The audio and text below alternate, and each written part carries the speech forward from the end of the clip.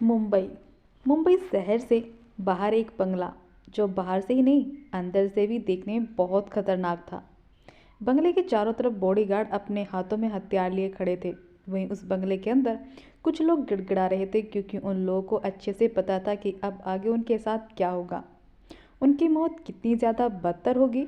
उन सभी को ही इस बात का अंदाज़ा था, लेकिन फिर भी वो लोग कुछ नहीं कर सकते थे। उन सभी में से एक आदमी गिड़गिड़ाते हुए अपने सामने खड़े आदमी से बोला, उसके हाथों मरने से तो अच्छा ही है कि हम अपनी जान खुद ही ले लें। उस आदमी की बात सुनकर दूसरा आदमी, जिसने ब्लैक कलर के कपड़े पहन रखे थे, घमंड से मुस्कुराते हुए बोला, तुम्हें लगता है शुक्ला की एएसएस की मर्जी के बिना तुम लोगों को मौत भी आ सकती है? तभी बाहर से एक आदमी अंदर आया और ब्लैक कपड़े पहने वाले आदमी के कान में कुछ बोलकर साइड में खड़ा हो गया। और कुछ सेकंड बाद एक आदमी की एंट्री हुई। उम्र 25 साल, चेहरे पर अलग ही रोब, नीली आंखें, पतले होठ, गोरा हैंडसम फेस, हल्की बियर्ड। और आदमी दिखने में ऐसा था कि कोई भी लड़की अगर उसे एक बार देखे तो खुद को उसका दीवाना बनाने से न रोक सके। एस को देखकर वो आदमी डर से कांपने लगे और कुछ लोगों की तो पैंट भी गीली हो गई। एस शान से बीचों बीच पड़े सोफे पर बैठ गया और अपनी नीली आंखों से शुक्ला की तरफ देखते हुए खतरनाक आवाज में बोला, शुक्ला, बहुत शौक है ना तुझे अश्वथ सिंह शेखावत के खिलाफ जाने का? शुक्ला डर से कांपते हुए बोला, वो अश्वथ के होठों पर खतरनाक स्माइल आ गई और वो अपनी एक आईब्रो रगड़ते हुए बोला, शुक्ला चल, तेरी मौत आसान कर देता हूँ। बोलकर अश्वथ ने अपना एक हाथ आगे किया। अगले पल उसके हाथ में गन थी। अश्वथ ने बिना देर किए शुक्ला की दोनों आंखों पर गोली मार दी। वहां खड़े यह नज़ारा देखकर सभी लोग डर से कांपने लगे। शुक्ला की बॉडी जमीन पर गिरी पड़ी हुई थी और उसकी आंखों से खून की धार निकल रही थी। अश्वथ अपने खास आदमी अरमान को ऑर्डर देते हुए बोला, इन सबको जंगली कुत्तों के सामने डाल दो, ताकि दोबारा कोई एसएस के खिलाफ जाने की कोशिश ना करे। यस बिग बॉस, बोलकर वो आदमी अपने साथ उन सभी आदमियों को ले जाने लगा। वो सभी जो अश्वथ के खिलाफ गए थे वो उसके सामने गिड़गिड़ा रहे थे, लेकिन अश्वथ के सीने में दिल नहीं बल्कि पत्थर था, जो कभी नहीं पिघल सकता। कुछ देर बाद अश्वथ वहाँ से जाने लगा, तभी एक लड़की उसके पास आई। उस लड़की ने ब्लैक कलर की शॉर्ट ड्रेस और चेहरे पर खूब सारा मेकअप थोप रखा था। सभी लोगों ने अपना सर झुका रखा था। वो लड़की अश्वथ के करीब आकर घमंड से मुस्कुराते बोली, ऐसा कोई नहीं जो सहाना की तरफ अट्रैक्ट ना हो। कुछ दिनों बाद तुम भी होंगे। अश्वथ ने सुहाना का गला कसकर पकड़ लिया और उसे जमीन पर फेंक दिया। सुहाना की कोहनी पर चोट लग गई और वो गुस्से में अश्वथ को देखने लगी। अश्वथ सुहाना की तरफ देखते हुए अपनी खतरनाक आवाज में बोला, एएस को कोई अपनी तरफ अट्रैक्ट कर सके इतनी किसी में हिम्मत नहीं। एएस की पसंद ऐसी होगी कि दुनिया अपनी पसंद भूल जाएगी। अगर एएस आग है तो उसकी पसंद तूफान होगी, जो मुझसे भी आगे होगी, और मुझसे कोई आगे निकल सके ऐसा आज तक कोई पैदा नहीं हुआ और ना ही मैं कभी पैदा होने दूंगा। बोलकर अश्वथ ने रोकी की तरफ देखकर अपनी खतरनाक आवाज में उससे बोला, कुछ ज़्यादा ही आ गया, पहले इसका इलाज कर दो। बोलकर अश्वथ ने अपनी आंखों पर सन ग्लासेस चढ़ाए और बॉडी गार्ड के साथ वहाँ से एटीट्यूड में निकल गया।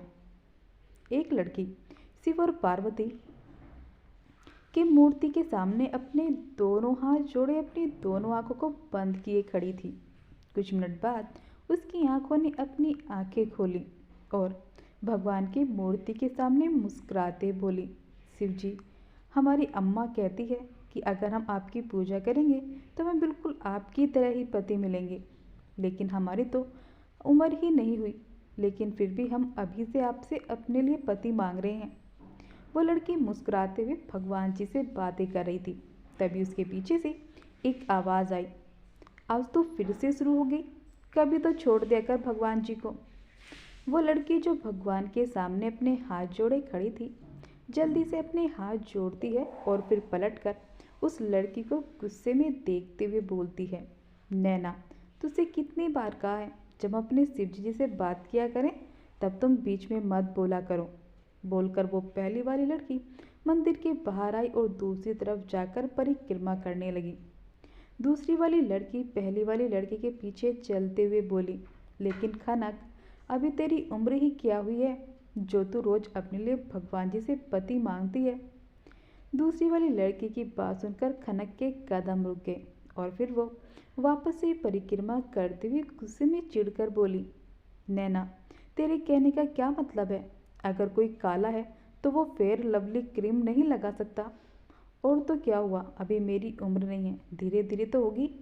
और जब मैं अभी भगवान से अपने लिए पति मांगूंगी तब जाकर भगवान मुझे मेरी पसंद का पति देंगे। बोलकर खनक मंदिर के बाहर आकर पैरों में जूतियां पहनने लगी।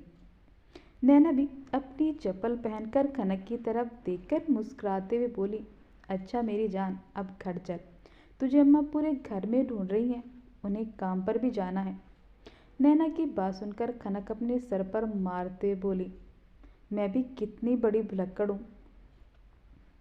अम्मा की तबीयत खराब थी और मुझे उनकी जगह काम पर जाना था। अपने दोनों हाथ जोड़ते हुए, हे भोलेनाथ जी, अपने एजी ओजी के चक्कर में काम पर जाना ही भूल गई मैं तो। अम्मा को पता चला तो मुझे उल्टा लटका देंगी। जल्दी से चलते हैं। बोलकर खनक जल्दी से ऑटो लेकर वहाँ से निकल गई। तो आइए मिलते हैं खनक से।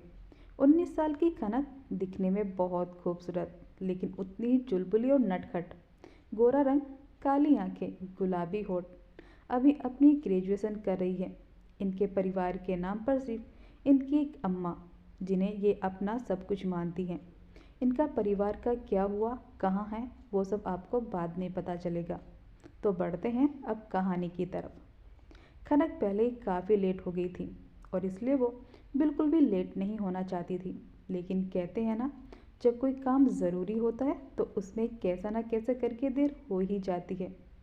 ठीक वैसे ही आज खनक के साथ हुआ। खनक पहले ही इतना लेट हो गई थी और ऊपर से मुंबई की सड़कों का ट्रैफिक, उफ। खनक का दिमाग ही खराब हो गया।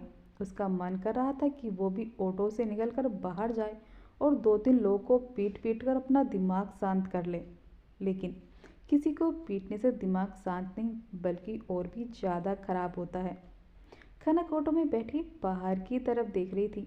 तभी अचानक से उसकी नज़र एक आदमी पर गई जो बूढ़ी औरत के साथ बदतमीजी कर रहा था। ये देखकर खनक का दिमाग सटक गया और वह गुस्से में अपने दुपट्टे को अपनी कमर पर बांधते बोली, इसे तो हम बताते हैं। बोलकर खनक गुस्से में ऑटो से उतरी और उस आदमी के पास आकर उसे देखते बोली, क्या प्रॉब्लम है? आंटी से झगड़ा क्यों कर रहे हो? उस आदमी ने खनक को देखा और अजीब सी मुस्कुराहट के साथ ऊपर से नीचे देखते बोला, तो मैडम जी, इसकी जगह अब तुम भरपाई कर दो।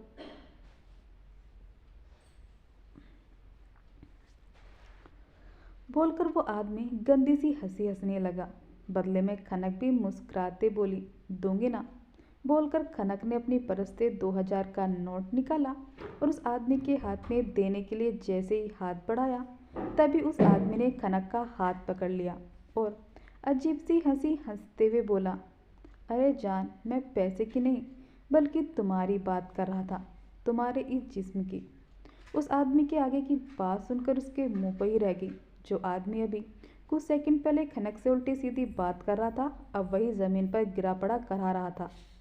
खनक जमीन में नीचे बैठकर उस आदमी के चेहरे पर मुक्कों की बरसात करते हुए गुस्से में बोली, तेरी तो भोलेनाथ की कसम, अगर आज के बाद कभी हमसे या किसी और लड़की से ऐसी घटिया बातें की तो तुम्हारा वो हाल करेंगे कि किसी लड़की को देखना तो दूर, लड़की को देखकर दूर से ही भाग जाओगे, समझे? एक लड़की को एक आदमी को मारता देखकर रोड पर और भी ज़्यादा भीड़ जमा हो गई। तभी एक लंबोर्गिनी गाड़ी ट्रैफिक की वजह से वहां पर रुक गई। खनक ने उस आदमी को मारते मारते उसका भर्ता बना दिया। ड्राइवर डर से हकलाते बोला, सर वो आगे ट्रैफिक। पीछे सीट पर बैठे आदमी ने कोई जवाब नहीं दिया। ये देखकर ड्राइवर का गला और भी ज़्यादा सूख गया और वो डर से कांपने लगा और उसे के सामने यमराज नजर आने लगा। गाड़ी की पिछली वाली सीट पर कोई और नहीं बल्कि एएस था। अस्वत अपनी सन ग्लासेस निकालकर खिड़की से बाहर देखने लगा। तभी उसकी नज़र एक लड़की पर गई जिसका उसे चेहरा तो दिखाई नहीं दे रहा था क्योंकि उस लड़की की पीठ एएस की तरफ थी। लेकिन ना जाने क्यों उस लड़की को बिना देखे ही अस्वत के दिल की धड़कन अचानक से तेज हो गई। तभी वो लड़की गुस्से में पलटी, गुस्से में लाल चेहरा जो और भी ज़्यादा खूबसूरत लग रहा था। सफ़ेद अनारकली सूट और उसका दुपट्टा स्टाइल में उसकी कमर पर बंधा हुआ था जिसमें वो और भी ज़्यादा खूबसूरत और मासूम लग रही थी। लेकिन इस वक्त उसका चेहरा बिल्कुल गुस्से से लाल था। एएस की नज़रें उस लड़की पर बिल्कुल ही ठहर गईं। एएस उस लड़की की तरफ देखते हुए एक अजीब सी मुस्कुराहट के साथ बोला, डॉल, आज से तुम एएस की हो।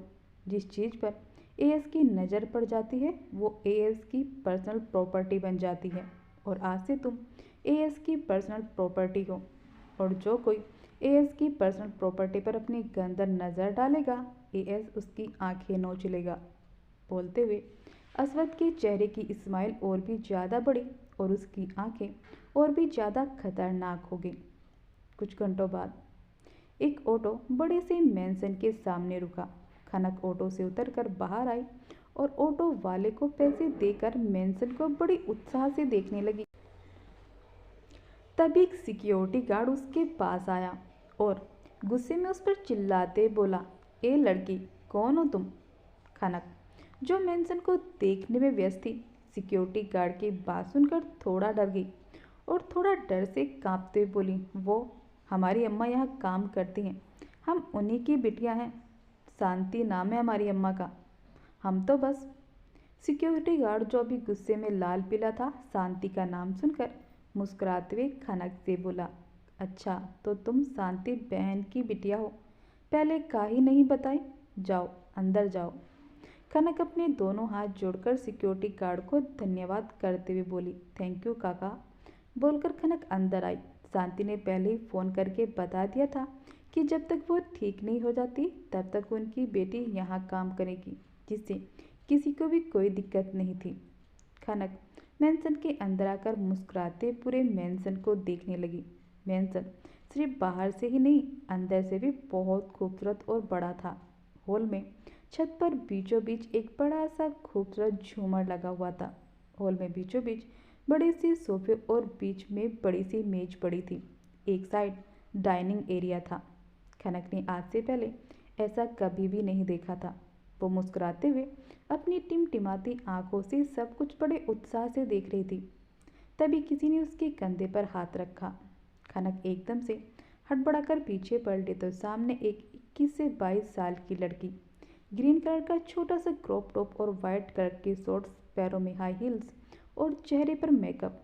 लड़की अपनी पहली नज़रों से खनक को ऊपर से नीचे देखते हुए बोली, यू कौन हो तुम? इससे पहले तुम्हें कभी भी यहाँ नहीं देखा। खनक भी एटीट्यूड में मुस्कुराते बोली, आपको क्या लगता है कि हम यहाँ चोरी करने आए हैं? बिल्कुल नहीं, हम तो अपनी अम्मा की जगह काम करने आए हैं। खनक को बेबाकी से उत्तर देते देखकर काव्या का चेहरा गुस्से से लाल हो गया। काव्या गुस्से में अपनी उंगली दिखाते हुए खनक से बोली, यू तुम कुछ ज़्यादा ही नहीं बोल रही हो, और अगर काम करने आई हो तो काम करो, ऐसे चोरों की तरह ताका झाकी मत करो, समझी? जाओ किचन में। काव्य की बात करने का तरीका खनक को बिल्कुल भी पसंद नहीं आया, लेकिन वह बेचारी भी क्या कर सकती थी। चुपचाप किचन में चली गई और वहाँ के कुक से पूछकर रात के खाने की तैयारी करने लगी। रात का वक्त, सभी लोग डाइनिंग टेबल पर बैठे रात का खाना खा रहे थे। तभी अनिरुद्ध सिंह शेखावत ने अपनी पत्नी से पूछा, अस्वद और अंशुमन कहाँ हैं? काव्या खाते हुए अनिरुद्ध से बोली, डैड, आप अस्वद भाई को तो जानते ही हैं, और रही बात अंशुमन भाई की, तो उन्हें अपने दोस्तों से फुर्सत मिले तब ना। उनके फ्रेंड की बर्थडे पार्टी है जिसमें वो गए हैं। अनिरुद्ध ने कुछ नहीं कहा और चुपचाप अपना डिनर करने लगे। तभी खनक अनिरुद्ध जी के पास आई और धीरे से अपना सर झुकाते बोली, मैडम, सारा काम हो गया तो क्या अब मैं अपने घर जा सकती हूँ? वो हमारी अम्मा। तभी खनक की बात बीच में काटकर काव्या घमंड से मुस्कुराते बोली, बिल्कुल नहीं, वैसे भी तुम्हारी अम्मा 2 महीने एडवांस की सैलरी लेकर गई है, तो तुम्हारा तो फर्ज बनता है हम सबकी सेवा करना। और इसीलिए आज से असवद भाई की सारी जिम्मेदारी तुम्हारी। और हाँ, मेरे भाई बहुत गुस्से वाले हैं। एक बार तुमने उन्हें गुस्सा दिला दिया तो तभी। अंदाजी गुस्से में काव्या को डांटते बोली। काव्या, बिहेव योर सेल्फ, बोलकर अंदाजी कनक की तरफ देखा और मुस्कुराते हुए उससे बोली, बेटा तुम्हें ऐसा कुछ भी करने की ज़रूरत नहीं है, तुम आराम से घर जाओ। कनक ने एक नज़र काव्या की तरफ देखा और फिर हल्का मुस्कुराते हुए अंदाजी से बोली, आपका तो जितना भी शुक्रिया अदा करो उतना ही कम है। आपकी वजह से आज हमारी अम्मा बिल्कुल ठीक है और छोटी मैडम बिल्कुल सही कह रही हैं। आप मुझे बस एक बार सब कुछ बता दीजिए, मैं आपको शिकायत का एक मौका नहीं दूंगी। खनक का इतना अच्छा बिहेवियर देखकर अनंता जी के होठों की मुस्कुराहट बड़ी हो गई और वो खनक से बोली, ओके बेटा, लेकिन ध्यान रखना तुम्हारी किसी भी गलती की वजह से अगर असवद को गुस्सा आ गया तो तुम्हें मैं कोई भी नहीं बचा सकता। अनंता जी की बातें सुनकर खनक परेशान होते हुए अपने मन में बोली, हे भोलेनाथ जी, जब नाम ही इतना भयंकर है तो आदमी कितना खतरनाक और भयंकर होगा। कहीं अगर उसने हमें सूली पर लटका दिया तो, और कहीं उसने हमें हमारी गलती पर मारा पीटा तो। गुस्से में, तो क्या हम भी कम हैं? अगर वो हमारा एक मारेंगे तो हम उसके 4 मारेंगे और फिर हमें कुकू कराटे भी आते हैं। ऐसा मारेंगे ना फिर कभी आंख उठाकर नहीं दिखेगा। खनक अपने मन में असवद को मारने का प्लान कर रही थी। तभी सभी के कानों में गाड़ी के हॉर्न की आवाज़ पड़ी। काव्या खतरनाक तरीके से मुस्कुराते हुए खनक से बोली, आ गए आपके बॉस, रेडी हो जाओ। बोलकर काव्या अपनी चेयर से उठकर सीढ़ियों से अपने रूम में चली गई। अनिरुद्ध, अनंता भी डिनर करके अपने अपने रूम में चले गए और अब सिर्फ डाइनिंग एरिया में खनक बची थी। खनक जल्दी से अपने दोनों हाथ जोड़ते हुए बोली, हे भोलेनाथ, आपने कहाँ फंसा दिया। छोटी मैडम की बातें सुनकर तो लग रहा था कि असवद जी इंसान नहीं बल्कि कोई खतरनाक राक्षस है। अब हमारा क्या होगा। तभी खनक के कानों में एक रौबदार आवाज़ पड़ी, हु आर यू। उस खतरनाक और इतनी डरावनी आवाज़ को सुनकर खनक की बॉडी बिल्कुल सुन्न पड़ गई और उसका दिल में इतनी तेज़ी से धड़कने लगा कि अभी उछलकर उसके हाथ में आ जाएगा। खनक अपने धड़कते दिल के साथ पीछे पलटी तो उसकी टक्कर उसके सामने खड़े लड़के से लग गई और वो जैसे ही नीचे गिरने वाली हुई तभी उस लड़के ने उसे मजबूती से कमर से पकड़ लिया। खनक अपनी पलकें झपकाते हुए उस आदमी के हैंडसम चेहरे को देखे जा रही थी। वहीं जो आदमी तो अपनी बिना पलकें झपकाए अपनी बाहों में पड़ी खनक को देखे जा रहा था। गोरा चेहरा, काली बड़ी बड़ी आंखें जिन्हें वो बार बार झपकाए जा रही थी, पतले गुलाबी होठ जो डर से कांप रहे थे। खनक के दोनों हाथ उस आदमी के गले में थे, वहीं उस आदमी के हाथ खनक की पतली कमर पर थे। तभी उस आदमी की पॉकेट में रखा उसका फ़ोन बजा, जिससे वो दोनों अपने होश में आए। आदमी ने जल्दी से खनक को सही से खड़ा कर दिया और हल्का डांटते हुए बोला, डॉल, आइंदा संभाल कर चलना वरना गिर जाओगी। बोलकर असवद अपना फ़ोन लेकर सीढ़ियों से चढ़कर अपने कमरे की तरफ जाने लगा। खनक अभी भी असवद को जाते हुए देख रही थी। जब वो उसकी आंखों से उजल हो गया तो वो खुद में बड़े बढ़ाते हुए बोली, शिव जी, अगर आज हमारी अम्मा ने हमें ऐसे देख लिया होता तो पक्का हमें सिल बाटे से मारने लगती। सोचते हुए, लेकिन अब हम क्या करें, ये कौन थे और बिना बताए कहाँ चले गए। अब हम क्या करें भगवान जी, एक काम करते हैं, यहीं सो जाते हैं। इतना बोलकर खनक ने अपने आसपास देखा तो उसके सामने शिवजी जी का एक मंदिर दिखाई दिया। खनक के ओठों पर स्माइल आ गई और वह जल्दी से अपने दोनों हाथ जोड़ते बोली, थैंक यू शिवजी जी। बोलकर खनक अपनी जूतियाँ उतारकर मंदिर के पास आई और वहीं बैठ गई। एएस का रूम। असवद वॉशरूम से शावर लेकर रूम में आया। उसने इस वक्त अपनी कमर पर ब्लैक कलर का टॉवल बांध रखी थी और गीले बालों से पानी टपक कर उसकी चेस्ट पर गिर रहा था, जिसमें वो बहुत ज़्यादा हॉट लग रहा था। उसके बाइसेप्स एंड ट्राइसेप्स और उसकी सिक्स पैक बॉडी साफ नज़र आ रही थी। असवद मिरर में एक टक खुद को देखते हुए एटीट्यूड में बोला, आज तक ना कभी ऐसा हुआ है और ना ही कभी ऐसा होगा कि एएस किसी लड़की की तरफ अट्रैक्ट हो, लेकिन डॉल तुम पहली हो जिस पर एएस की नज़र पड़ी है, बोलकर एएस ने अपनी दोनों आंखों को बंद कर लिया। उसकी आंखों के सामने खनक का मासूम चेहरा, उसके कांपते होठ, काली आंखें आने लगीं। अश्वथ ने धीरे से अपनी आंखें खोल दी और चेंजिंग रूम में चला गया। अगली सुबह सभी लोग अपने अपने कमरे में सो रहे थे। तभी सभी के कानों में शिवजी का सुंदर सा भजन पड़ा। अनिरुद्ध का कमरा। अनिरुद्ध अपनी नींद भरी आंखों से अनंता की तरफ देखते बोले, इतनी सुबह सुबह शेखावत मैंसन में कौन भजन कर रहा है? अनंता जी भी हैरानी से अनिरुद्ध की तरफ देखते बोली, पता नहीं अनी, आप सो जाइए, मैं देख कर आती हूँ, बोलकर अनंता जी बेड से उठकर बाथरूम में चली गई। एएस का रूम। अश्वथ जो गहरी नींद में सो रहा था, अचानक ही भजन से उसकी आंखें गुस्से में खुलने लगी और वह गुस्से में रूम से बाहर निकलकर बाहर स्टेयर के पास आया और सामने गुस्से में देखने लगा। शिव जी की मूर्ति के सामने कनक आंखें बंद किए अपने दोनों हाथ जोड़े शिव जी का भजन गा रही थी। कनक शिव जी का आशीर्वाद लेकर जैसे ही पीछे पलटी तो उसके पीछे और भी नौकर अपने हाथ जोड़े खड़े थे। कनक मुस्कुराते हुए सबके पास आई और सबको एक एक करके आरती देने लगी। तभी कनक की अनजाने में नज़र अश्वथ पर गई। कनक सबको आरती देकर अश्वथ की तरफ बढ़ गई। कनक अश्वथ की तरफ आरती बढ़ाते हुए अपनी मासूम सी आवाज़ में बोली, आरती। अश्वथ ने एक नज़र कनक को देखा और फिर वापस अपनी रौबदार आवाज़ में ऑर्डर देते बोला, डॉल, एक कप कॉफ़ी लेकर जल्दी से मेरे रूम में आओ, बोलकर अश्वथ ने एक नज़र कनक को देखा और गुस्से में अपने रूम में चला गया। कनक जिस साइड अभी अश्वथ गया और उस तरफ देखकर गुस्से में खुद से बड़बड़ाते हुए बोली, लगता है वही है, क्या नाम था?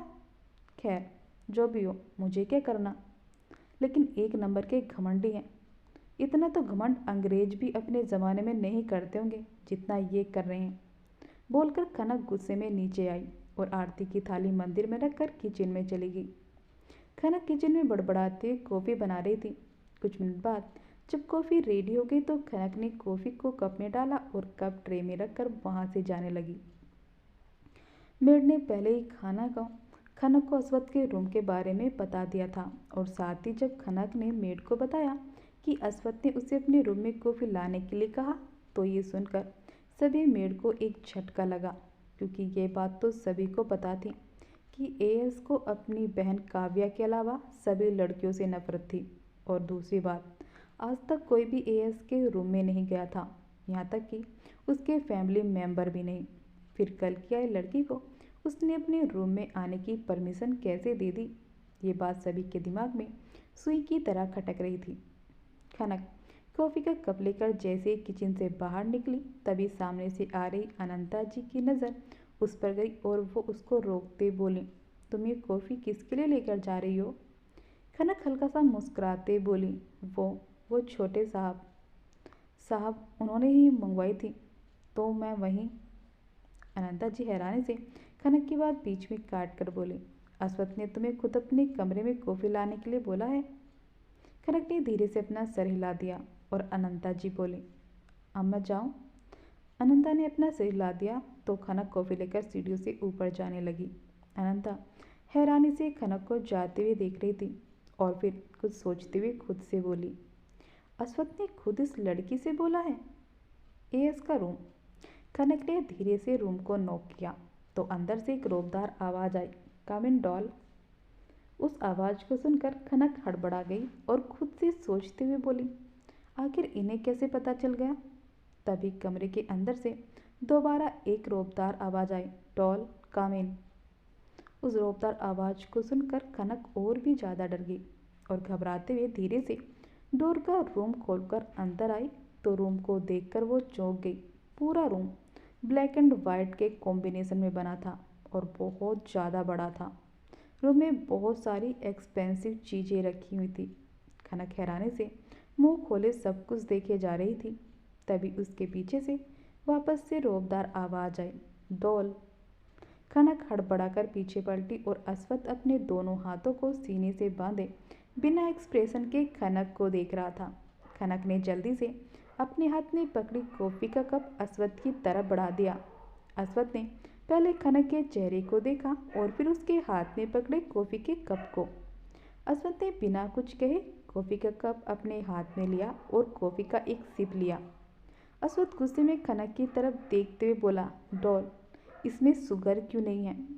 खनक घबराते हुए अपने मन में बोली, अम्मा सही कहती है, तू एक नंबर की भुलक्कड़ है। हे शिव जी, अब आप ही हमें बचा सकते हैं, बोलकर खनक ने अस्वद की तरफ देखा और माफ़ी मांगते हुए बोली, आई एम सॉरी, वो मैं गलती से भूल गई। आप मुझे कॉफ़ी दीजिए, मैं अभी डालकर लाती हूँ, बोलकर खनक ने जल्दी से अस्वद के हाथ से कॉफ़ी को कप ले लिया और वहाँ से जाने लगी। तभी अस्वद ने खनक का हाथ पकड़ लिया और उसकी कमर पर अपनी पकड़ कसते हुए गुस्से में बोला, एएस की डिक्शनरी में माफ़ी नहीं बल्कि सज़ा है, बोलकर अस्वद अपना हाथ खनक के हाथ पर ले गया और एक हाथ से कॉफ़ी का कप लेकर मेज पर रखते हुए आगे बोला, और डॉल, तुमने गलती की है जिसकी अब मैं तुम्हें सज़ा दूंगा। अस्वद की ऐसी खतरनाक बातें सुनकर खनक घबरा गई और जल्दी से खुद को छुड़ाने की कोशिश करने लगी, लेकिन अस्वद ने खनक को बिल्कुल खुद से चिपका लिया, जिससे दोनों की बॉडी एक दूसरे से टच हो रही थी। खनक की धड़कन इतनी तेज चल रही थी कि अस्वद को भी साफ साफ सुनाई दे रही थी। अस्वद अपना चेहरा खनक के चेहरे के बिल्कुल करीब लाने लगा। वहीं खनक गुस्से में अपना चेहरा हिला रही थी। तभी अस्वद ने उसके चेहरे को अपने हाथों में थामकर उसके सॉफ्ट लिप्स पर अपने हार्ड लिप्स रख दिए। खनक की आंखें हैरानी से फैल गई। अस्वद खनक से चिल्लाते हुए लिप को सख्त करते हुए उसे किस कर रहा था, जिससे कुछ ही मिनट बाद खनक को सांस लेने में प्रॉब्लम होने लगी और दर्द से उसकी आंखों से आंसू भी गिरने लगे, लेकिन अस्वद को उससे कोई भी फर्क नहीं पड़ रहा था। वो तो खनक को पागलों की तरह किस करने में लगा था।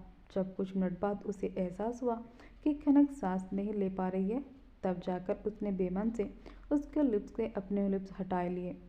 खनक जोर जोर से सांस लेने लगी। उसकी आंखों से अभी भी आंसू नीचे गिर रहे थे। खनक ने गुस्से में अस्वद को देखा और वहां से जाने लगी। तभी अस्वद ने खनक का हाथ पकड़कर उसे दीवार से सटा दिया।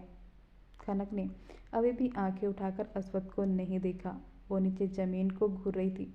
अस्वद खनक का चेहरा अपने दोनों हाथों में थामते हुए बोला, लुक एट मी डॉल।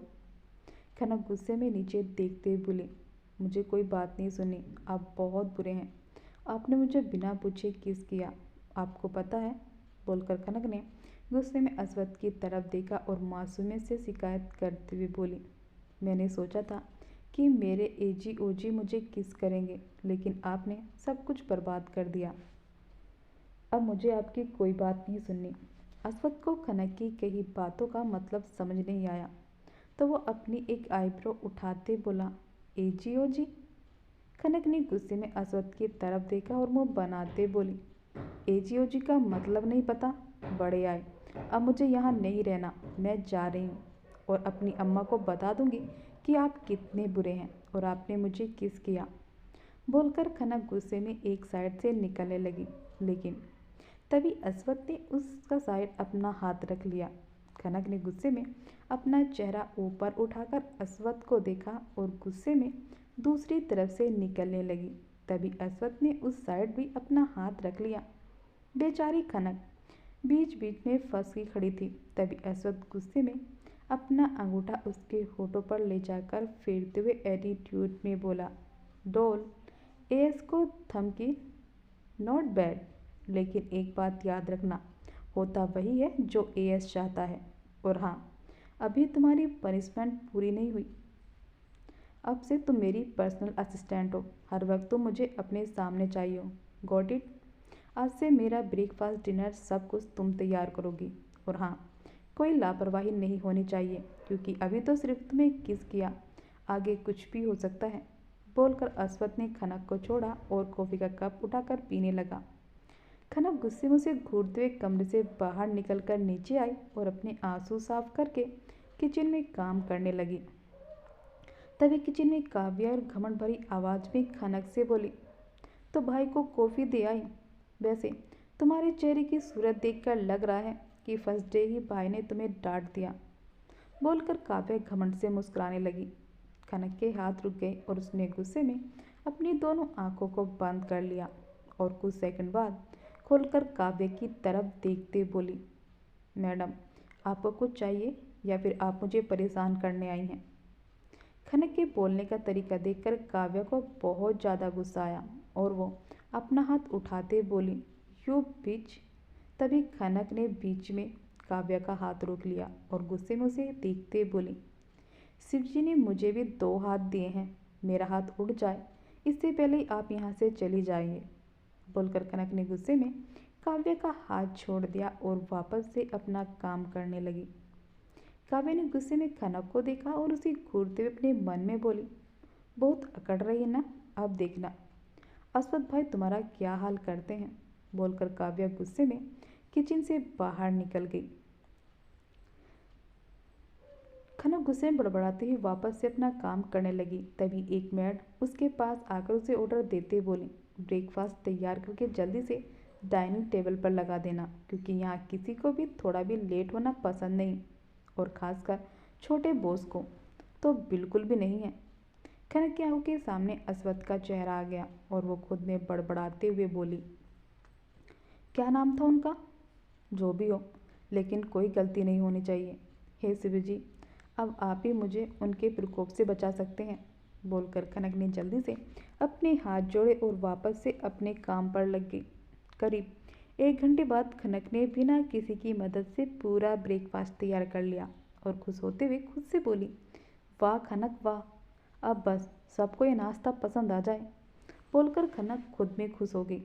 कुछ मिनट बाद खनक ने अकेले पूरा ब्रेकफास्ट डाइनिंग टेबल पर सजा दिया। कुछ देर बाद घर के सभी लोग डाइनिंग एरिया के पास आए और अपनी चेयर पर आकर बैठ गए। तभी खनक की नज़र सीढ़ियों से उतरते अश्वत्थ पर गई, जो अपने एक कान में ब्लूटूथ लगाए बात कर रहा था। ब्लैक कलर का 3 पीस सूट, हल्की बियर्ड, पैरों में ब्लैक कलर के ब्रांडेड शूज़, एक हाथ में घड़ी। अश्वत्थ इतना हैंडसम लग रहा था कि खनक खुद को रोक नहीं पाई उसे देखने से।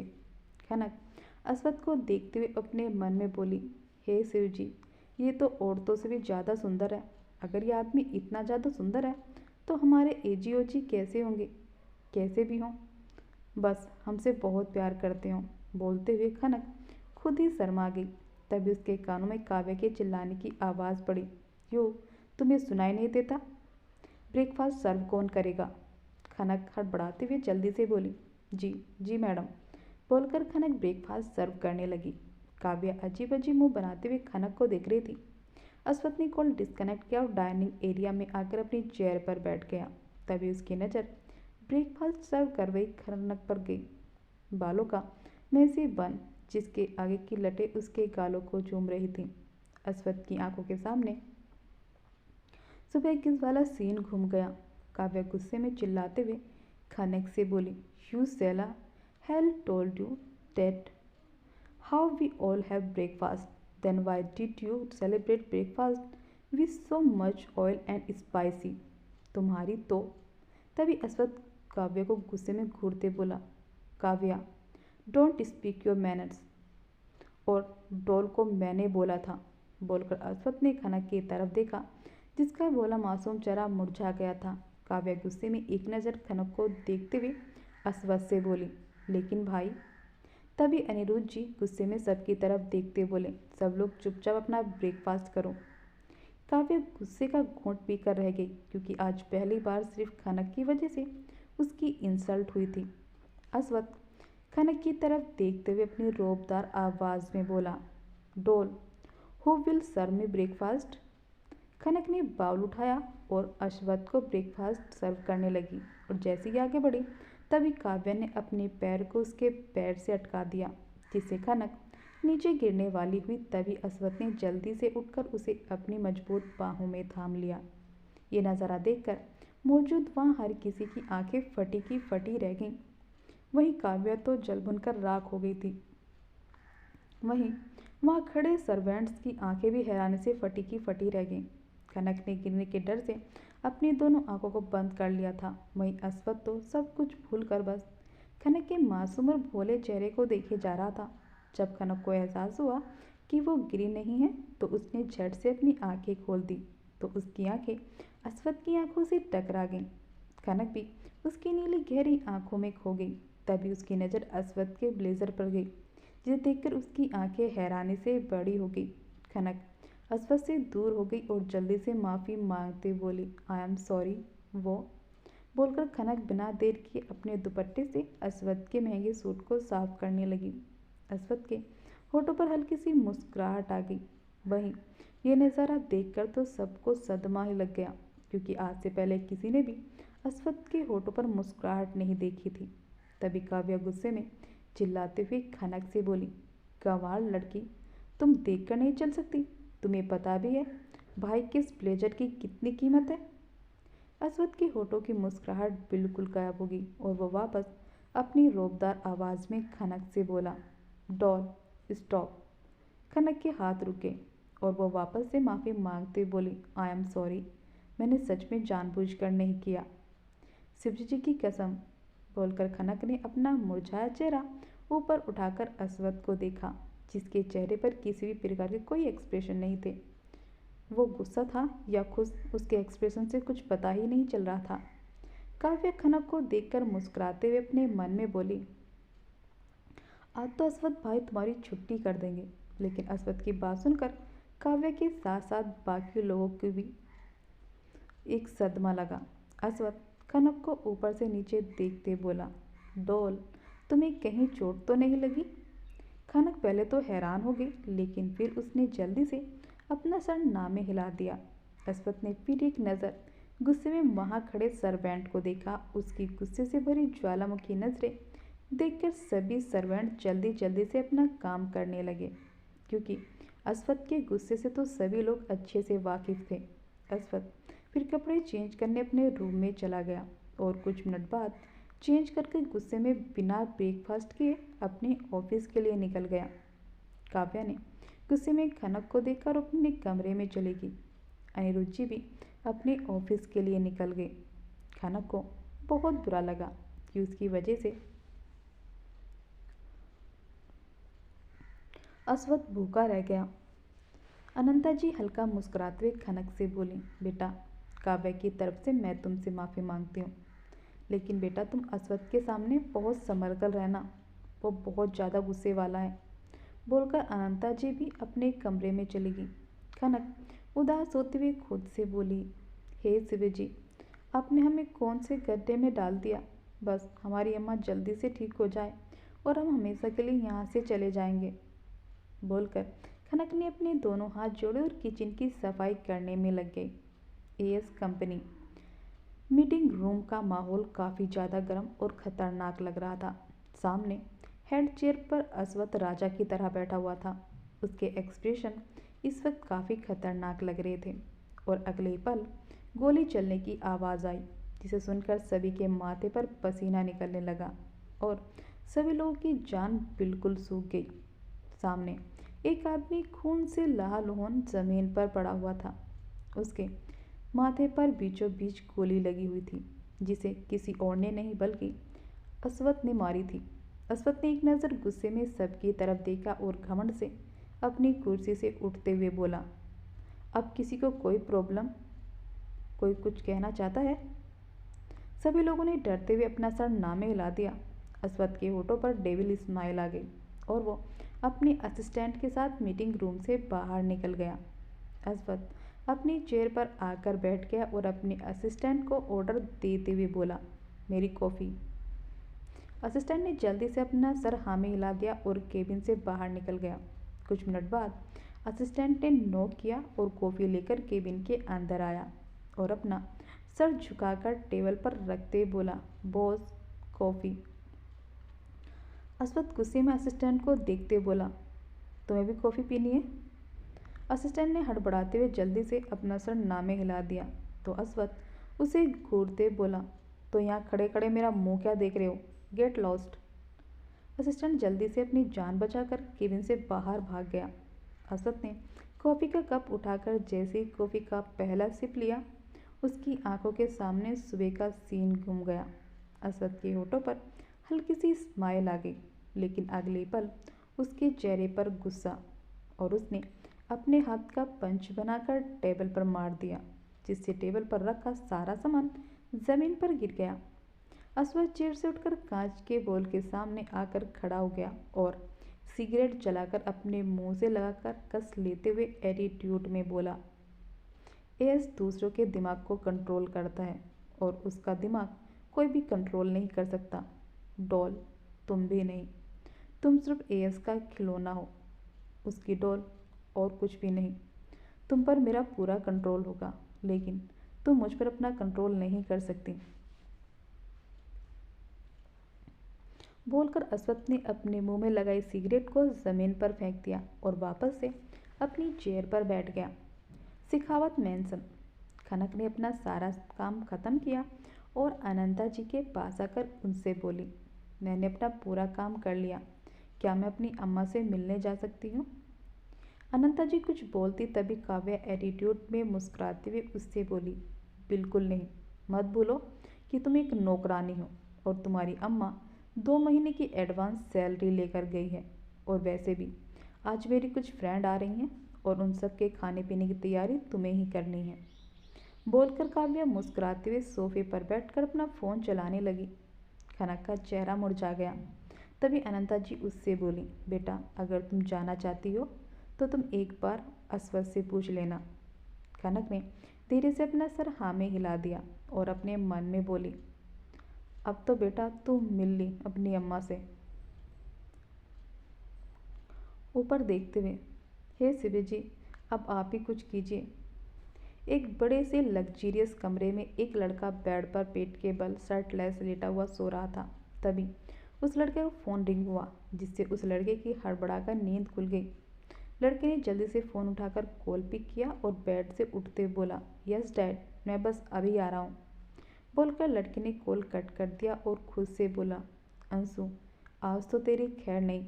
बोलकर अंशुमन जल्दी से बेड से उठकर बाथरूम में घुस गया और कुछ मिनट बाद रेडी होकर सीधा अपने दोस्त के घर की कंपनी के लिए निकल गया। खनक अपने मुरझाए चेहरे के साथ वापस किचन में आ गई और खुद से बोली, बेटा खनक, लग जा फिर से अपने काम पर। बोलते हुए खनक का चेहरा और भी ज़्यादा उदास हो गया। तभी उसकी आंखों के सामने उसकी अम्मा आ गई और वो अपने आंसू साफ करते हुए मुस्कुराते हुए खुद से बोली, खनक तू तो अम्मा की बहादुर बच्ची है और शिवजी की सबसे बड़ी भक्त भी। शिवजी से याद आया कि हमने तो आज अम्मा से फ़ोन पर बात ही नहीं की।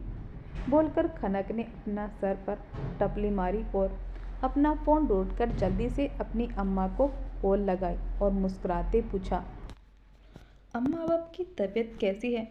नैना की बच्ची ध्यान रखती है ना? और अगर वो आपका ध्यान ना रखे तो हमें बताना। अम्मा अब आप कुछ बोल क्यों नहीं रही? तभी दूसरी तरफ से डांटने की आवाज़ आई, अरे तू चुप रहेगी तभी तो बोलूँगी ना।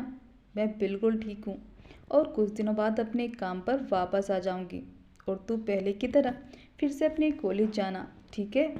खनक की आंखों में नमी सी आ गई और वो अपनी आंखों से आंसू पोंछते हुए बोली, अम्मा तू मेरा कितना ख्याल रखती है, अपने सगे बच्चे से भी ज़्यादा हमें मानती है।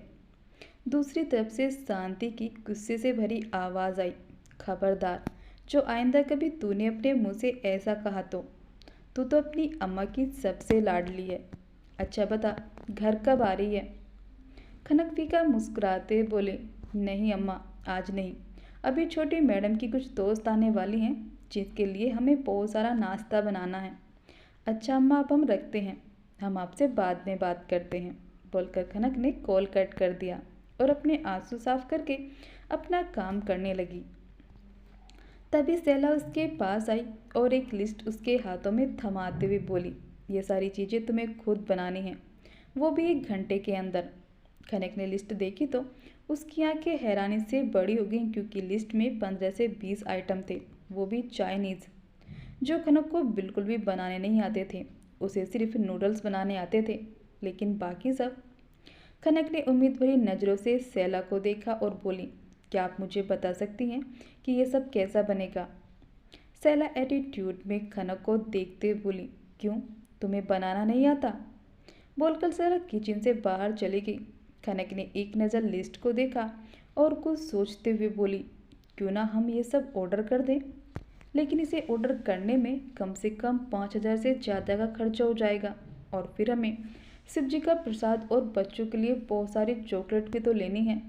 लेकिन ये खाना कैसे बनेगा, बोलकर खनक किचन में इधर उधर देखने लगी।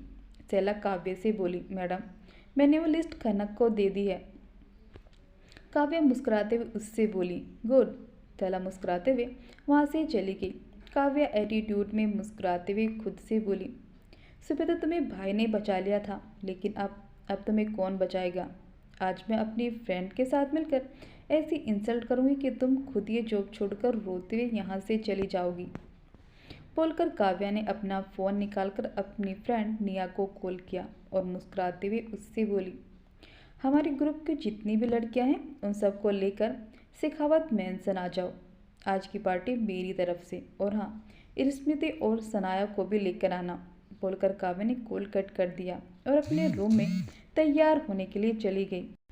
वहीं खनक परेशान से किचन में इधर उधर टहल रही थी। कोई भी वहाँ उसकी मदद नहीं कर रहा था। खनक को काव्य पर गुस्सा आ रहा था और साथ ही खुद पर तरस भी।